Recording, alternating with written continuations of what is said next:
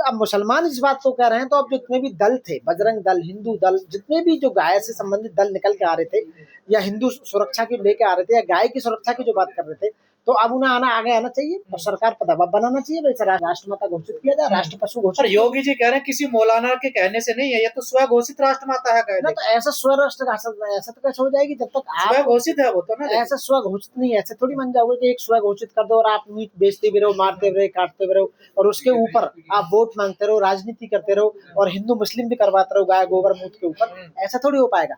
तो प्रॉपर तरीके से, क्योंकि इस देश के जो नागरिक हैं वो पढ़े लिखे व्यक्ति, बीजेपी राजनीति करती है, बिल्कुल राजनीति, गाय के ऊपर 100% राजनीति होती है। गाय हमारी माता है, गाय हमारी माता है। गाय को आपने देखा होगा मॉब लिंचिंग भी हुई, कई जगह मारे भी गए। मीट जब उसका एफएसएल रिपोर्ट आई तो मीट किसी और का निकला, भैंस का निकला या अखलाक देखा आपके नोएडा में दादरी में अखलाक जो मरा था वो उसी का शिकार था। तो ये सारी जो बातें हैं, यदि आप प्रॉपर तरीके से देखोगे तो इसके पीछे एक बहुत बड़ा मतलब चाल है, वोट लेने का मामला है। तो गाय को केवल वोट लेने के लिए बना रखा है। जब तो सरकार नहीं करेगी इसको राष्ट्र घोषित, मुझे तो नहीं लगता कि राष्ट्र पशु घोषित किया जाएगा, वैसे करना चाहिए उन्हें। जब भाई जब जिसके ऊपर आप इलेक्शन लड़ रहे हो, तो अब यदि राष्ट्र पशु घोषित कर दिया तो इलेक्शन ही खत्म हो जाएगा, मुद्दा ही खत्म हो जाएगा। जैसे राम मंदिर का मुद्दा ही खत्म होगा अब राम मंदिर बनने के बाद, ठीक है ना।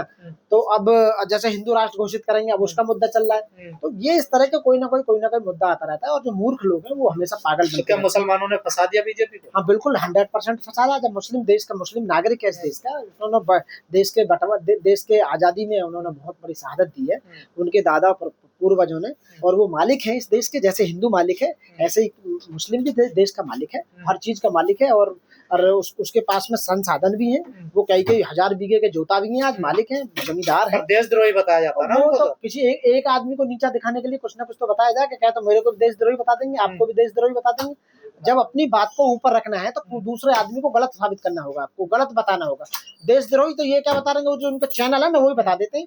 अब कोर्ट में ट्रायल करने की जरूरत नहीं है, जो कोई घटना होती है तो जो चैनल है इनके, वो चैनल ही डिसाइड कर देते हैं, पहले ही उन्हें सजा सुना देते हैं उनके हिसाब से, तो वो कर देते हैं। तो ये जब तक हमारी एजुकेशन का मामला है, जब तक हम एजुकेट नहीं होंगे सारे के सारे, तब तक सरकार भी। गायों की तो बड़ी दुर्दशा है ना, सड़कों पर पिन्नी खा रही है, एक्सीडेंट हो रहे हैं, गौशालाओं में मर रही हैं, बीमार हो रही हैं, उनको बीमारियां देखो मोटे फोड़े से निकलते हैं, वो बीमारियां हो रही हैं। तो उनकी जो ना प्रॉपर देखभाल नहीं है, केवल उसके नाम पर राजनीति कर रहे हैं। ये राष्ट्र पशु घोषित नहीं करेंगे। यदि राष्ट्र पशु घोषित कर दिया तो इनकी फैक्ट्रियां बंद हो कह रहे राष्ट्र पशु ने, गौ माता है ये हमारी। हाँ, पशु कहना बेकार होगा ना। तो गौ माता को यदि राष्ट्र माता घोषित कर दिया जाए तो इनकी फैक्ट्रियां बंद हो जाएंगी, जिसमें कट के बाहर विदेश बीत जा रहा है। ये जितने भी जो आज सत्ता में बैठे हुए हैं, कई 1000 करोड़ का मामला है जो बाहर इनकी जो नॉन वेज जो इनका पैक होगा। तो वकील साहब, गाय का ही मुद्दा देश में जरूरी है, देश इसी से आगे बढ़ेगा। देखो ये बात यहाँ की जनता के ऊपर डिपेंड करती है। इस देश की स्थिति को 2 लोग सुधार सकते हैं, जो मैंने एनालिसिस किया, या तो देश का धनवान या फिर देश का नौजवान।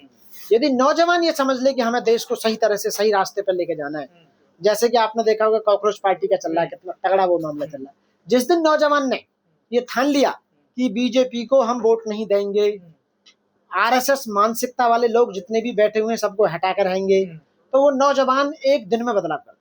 जो कांग्रेस में हुआ करते थे जब उस समय खूब मजे ले रहे थे, अब वही बीजेपी में आ गए, और यदि कांग्रेस आती है दोबारा तो वही बीजेपी के टूट कर कांग्रेस में आ जाएंगे। तो इसका मतलब है कि देश का सुधार तो कभी होगा ही नहीं। ये सुधार के लिए नौजवान को आगे आना होगा, पढ़े लिखे युवा वर्ग को भी और वैसे वर्ग को भी, और देश के बढ़ चढ़ के हिस्सा लेना होगा। जैसे देश को आजादी में युवा तो जाति धर्म में बटा हुआ है ना, नहीं बटेगा। यदि युवा को बस उन्हें समझाया जाएगा कि भाई आप देखो, आपका रोजगार खत्म कर दिया, आपकी शिक्षा खत्म कर दिया, आपका स्वास्थ्य खत्म कर दिया, आपका न्याय खत्म कर दिया, और आप देखो देश में क्या बचा है। जितने भी संसाधन थे, जो सरकारी संस्थान जो 70 साल में बने थे, वो सब बेच खाए। इवन यहाँ तक कि तुम्हारे पानी और तुम्हारे नदियां, तुम्हारे पहाड़, तुम्हारे झरने, तुम्हारे जितने भी नेचुरल रिसोर्सेज थे, हमारे खनिज पदार्थ थे जितने, वो सब चंद लोगों में बट खाए हैं, बेच खाए हैं। इवन यहाँ तक कि सब चीजों को प्राइवेट कर दिया गया, और प्राइवेट में रिजर्वेशन लागू नहीं है। उनकी अपनी फौज, अपनी सेना है, आप एंट्री नहीं कर सकते प्राइवेट प्रॉपर्टी पे। तो ये आपको देखना होगा कि देश को बेचने का काम कौन कर रहा है, वह देश से वास्तव में किसको प्यार है। जो जिसको अपने घर से प्यार होता है वो घर को नहीं बेचता कभी भी, आने वाली औलादों को कुछ दे के जाता है। जैसे कांग्रेस ने 70 साल में जो संस्थान बनाए थे, पिछली सरकारों ने जो संस्थान बनाए थे भारत के डेवलपमेंट, राष्ट्रीयकरण, 20 से भी ज्यादा बैंक उन्होंने राष्ट्रीयकरण किए थे, उन्होंने वो प्राइवेट कर दिए। आप मर्ज कर रहे हैं। पर वकील साहब, पिछले कुछ दिनों में गाजियाबाद में 2 मर्डर हुए। देखो बात क्या है कि ये लॉ एंड ऑर्डर के ऊपर डिपेंड करता है। उत्तर प्रदेश में आप देखो सरकार किसकी चल रही है, सरकार चल रही है बीजेपी की उत्तर प्रदेश के अंदर। तो वो लॉ एंड ऑर्डर लागू करने में बिल्कुल नाकामयाब रहे, तो उन पर देश पूरा प्रदेश चल नहीं पाया। प्रदेश में अन्याय पूरा है, भ्रष्टाचार पूरी तरह से, किसी का कोई काम नहीं हो रहा। और यदि आपने आवाज उठाई तो आपके ऊपर एफआईआर दर्ज कर दी जाएगी। आपने यदि ये भी कह दी ना पेपर लीक हो रहे हैं तो भी आपको ऊपर एफआईआर दर्ज कर दी। योगी जी के तो सामने गुंडे थर-थर कांपते हैं, एनकाउंटर कर दिया जाता है। ये सब कुछ नहीं है, सब बेकार है। सबसे बढ़िया जो राज रहा आज तक वो बहन कुमारी मायावती जी का, बहुजन समाज पार्टी का रहा। आप 2007 से 2012 की गवर्नमेंट उठा कर देख लो, सबको न्याय मिला, सबको रोजगार मिला, सबको शिक्षा मिली, सबको स्वास्थ्य मिला, सबको जमीन मिली, पट्टे मिले, घर मिले, स्कूल में फ्री एडमिशंस मिले। दिल्ली यूपी पुलिस की भर्ती में आपको बिना बिना बिना भ्रष्टाचार के आपकी भर्ती हुई। टीचरों की जो 59,000-67,000 की जो भर्ती हुई वो भी हुई, होमगार्ड की हुई। जितने भी जिले हैं उनके नाम, उनके डेवलपमेंट और अंबेडकर ग्राम योजनाएं और हॉस्टल्स और फ्री में आपको एजुकेशन, फ्री में आपको कोचिंग सेंटर, कोचिंग, सब कुछ बहन जी ने दिया। लेकिन आप देखो उसको बदनाम किया गया, पार्कों के नाम पर बदनाम किया गया। और यूपी में तो बिल्डोजर चल रहा है अपराधियों के ऊपर। देखिए अपराधियों के ऊपर नहीं चल रहा, वो अपोजिट पार्टी के लोगों के ऊपर चल रहा है। अपोजिट पार्टियों की वोट काटी जा रही है। तो मैं यही कहूंगा कि जब तक नौजवान इसको सपोर्ट करना बंद नहीं करेगा तो देश को जब तक ऐसे ही बिकते रहे। आप अरावली की पहाड़ियों को देखोगे कैसी कटी है, तो आप किसी को भी देख लो, आपका पानी जानबूझ कर खराब कर दिया गया नीचे से, ताकि आप उन्हीं के जो पानी के बेचने वाले हैं, उन्हीं के लोग हैं, जो फैक्ट्री लगी हुई है, वो आपको पानी। ये जो नफरत देश में फैलाई जा रही है, इससे किसका नुकसान हो रहा है? नुकसान नहीं, फायदा किसका हो रहा है ये बोलो। नफरत से फायदा किसको हो रहा है? जो सरकारें बैठी हुई है उनको वोट दी जा रही है।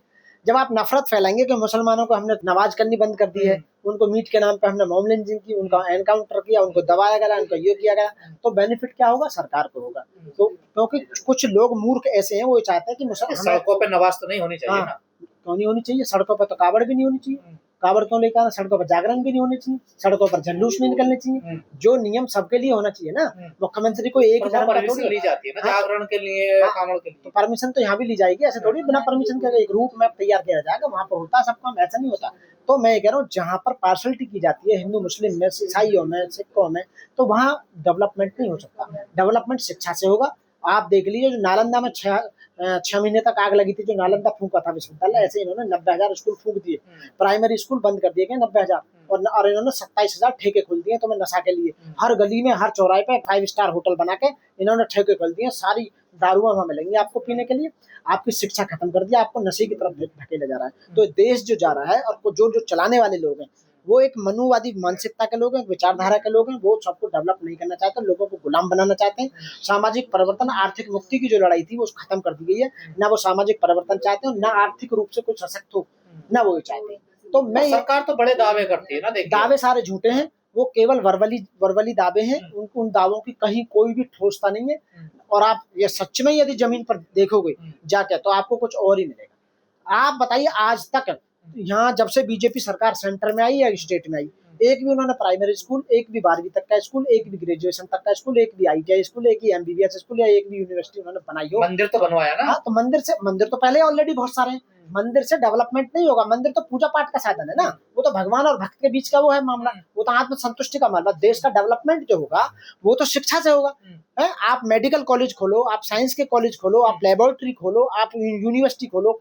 और धर्म खतरे में, हिंदू खतरे में बताया जा रहा है। धर्म किसी का खतरे में नहीं है। धर्म इंसानियत खतरे में है, धर्म नहीं है खतरा।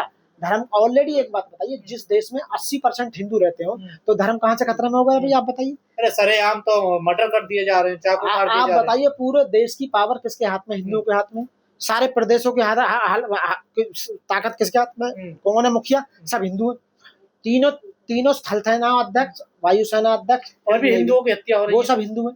और जितने सेक्रेटरी हैं वो सब हिंदू हैं। तो आप देखिए जितने MP MLA हैं वो सब हिंदू हैं, मंत्री सब हिंदू हैं, डायरेक्टर सचिव जितने वो सब हिंदू हैं, और जितने यूनिवर्सिटी में बैठे VC हैं वो सब हिंदू हैं, जितने भी DGP हैं वो सब हिंदू हैं, फोर्स में जो IAS IPS है वो सब हिंदू हैं। अब इतना होने के बाद भी यदि हिंदू खतरे में है तो फिर तुम्हारा जीना बेकार है, तुम देश चलाने में नाकाम हो, फिर तुम कुछ नहीं कर सकते देश का डेवलपमेंट। सारे 80% लोग हिंदू बैठे हुए हैं सब जगह। तो हिंदुओं को इतना वर्चस्व होने के बाद ऐसा फिर वर्चस्व कभी नहीं आएगा। यदि अब भी तुम देश को डेवलप नहीं कर पाए तो फिर कभी नहीं कर पाओगे, और सत्ता दूसरों के हाथ में चली जाएगी। फिर हिंदुओं पर खतरा क्यों है, क्यों उनकी हत्या है? हिंदुओं पर खतरा नहीं है, हाँ। केवल राज करने वालों पर खतरा है, वो वोट नहीं दे पा रहे, वो हिंदुओं को ऐसे बरगला रहे हैं कि तुमने हमें वोट ना दी तो ये तुम्हें मार देंगे, तो दूसरों के आधी वोट तो काट दी जाती है, अपनी वोट सलामत रहती है, तो उन्हें संभाल कर रखता है कि इनका माइंड ना चेंज हो जाए। माइंड तो चेंज होना ही एक ना एक दिन, तो समझेगा ही युवा।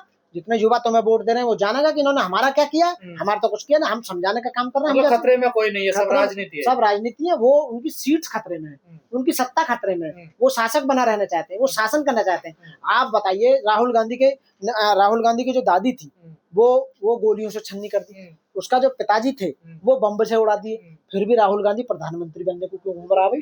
इतने के बाद भी कुछ ना कुछ तो है सत्ता में पावर। आप बताइए क्यों है बार बार मोदी जी तीसरी बार वो करे 75 साल के बाद में जब सीट पर नहीं बैठेंगे, मोदी जी फिर भी उसी सीट पर बैठे। भाई कुछ ना कुछ तो मजा है। जो बाबा है, जो मोढ़ा है, जो जिन्हें भगवान का प्रवचन सुनना, भगवान का प्रवचन देना चाहिए, या मंदिर में अपनी शुद्धि आत्मा के लिए या स्वर्ग में जाने का जुगाड़ करना चाहिए, हाँ, वो मुख्यमंत्री बने बैठे। सत्ता में कुछ ना कुछ तो पावर है भाई, क्यों बाबा जी भी उसी में आ रहे हैं सारे के सारे। तो आप बताइए, और जितनी भी अभिनेत्री है डांस करने वाली या फिल्म बनाने वाली, वो भी भैया सत्ता में आ रही है। आप बताओ, जितने तो सत्ता में कुछ है तो यार मजे हैं, सब पावर है, सब कुछ वहीं से चलता है। पॉलिटिकल जो पावर है वो मास्टर की है हर चीज को खोलने की। देश में जब से बीजेपी की सरकार आई है, गाय एक बड़ा मुद्दा बना रहा है। उसको राष्ट्रमाता घोषित करने की लगातार तमाम संगठन अपील करते रहे, चाहे गोरक्षा दल हो, बजरंग दल हो, लेकिन अब मुसलमानों ने भी कह दिया है कि इसको राष्ट्रमाता या राष्ट्र पशु घोषित कर दीजिए। एनिमल प्रोटेक्शन एक्ट वो सीधे सीधे क्लियर कट कहता है कि जितने भी दुधारू पशु हैं या जो ऊन देने वाले पशु हैं, उनको नहीं मारा जाएगा, ना ही काटा जाएगा। जिसमें गाय है, भैंस है, ऊंट है, बकरी है, ठीक है ना, इस तरह के जितने भी जानवर हैं वो प्रोटेक्शन एनिमल प्रोटेक्शन एक्ट में जो है उन्हें मारना, ऐसा कानून है भारत में? यस, कानून है। उनको नहीं मारा जाएगा, ना ही उन्हें काटा जाएगा, क्योंकि वो आय का साधन है। जब वो पशु खत्म हो जाएंगे तो आय का साधन ही खत्म हो जाएगा। दूध देखो 80 रुपए किलो है, हमारी गाय भैंस ये दूध देती है, बकरी दूध देती है, ऊँटनी दूध देती है, तो इनका जो दूध है वो आप जानते हो कितना महंगा दूध। उनसे घी निकलता है, छाछ निकलती है, दही निकलती है, उनसे बहुत सारे प्रोडक्ट बनते हैं, जितने भी दूध से प्रोडक्ट बनते हैं। तो ये आय का साधन है, तो इन्हें नहीं मारना चाहिए और नहीं काटना चाहिए। और रही इसे राष्ट्र पशु घोषित करने का, जब बीजेपी इस मुद्दे को लेकर चलती है कि गाय हमारी माता है, तो भाई सबसे ज्यादा यदि मीट की काटने की फैक्ट्रियां हैं तो वो जो हिंदू हैं वो हिंदुओं की फैक्ट्री ज्यादा है, मुस्लिमों की कोई फैक्ट्री नहीं है। विदेश में जो सप्लाई हो रहा भैंस का, गाय का, अपने भी मतलब जानवर है, यस, तो उनकी जो फैक्ट्रियां हैं, उनकी जो कंपनी है बाहर विदेश में जो बेचती हैं, एक्सपोर्ट जो होता है उसका नॉन वेज का, तो वो जैसे अल कबीर है, वो किसकी है? वो भी तो भाई हिंदुओं की है। बहुत सारी ऐसी कंपनियां हैं, आप देखोगे डाल के गूगल पे तो आपको सारी आ जाएगी। तो ये क्यों काट रहे हैं भाई? एक तरफ तो माता बता रहे हो, एक तरफ जब एनिमल प्रोटेक्शन एक्ट मना कर रहा है कि इन्हें नहीं काटेंगे, तो आप क्यों मार रहे हैं? वो ऊपर से हमारी गौशाला है, तो गौशालाओं को इतना फंड आता है इनकी सेफ्टी के लिए, खाने के लिए, रहने के लिए, रख रखाव के लिए बहुत ज्यादा फंड आता है। हम नोएडा में दनकौर में है, कई हजार गाय हैं वहाँ पे, लेकिन यदि प्रॉपर आप जमीनी हकीकत देखोगे तो वो उनको प्रॉपर खाना भी नहीं मिल पा रहा है, वो सूख रही है, बीमार हो रही है, उनकी देखभाल नहीं हो पा रही है। तो मैं ये कह रहा हूँ ये केवल बिजनेस का मामला है। यदि अब मुस्लिम खुद वो कह रहे हैं कि भाई इसे राष्ट्र पशु घोषित किया जाए। अभी तक मुसलमानों पे आरोप लगता था कि वो गाय को काट के खाते हैं या गाय को मारते हैं।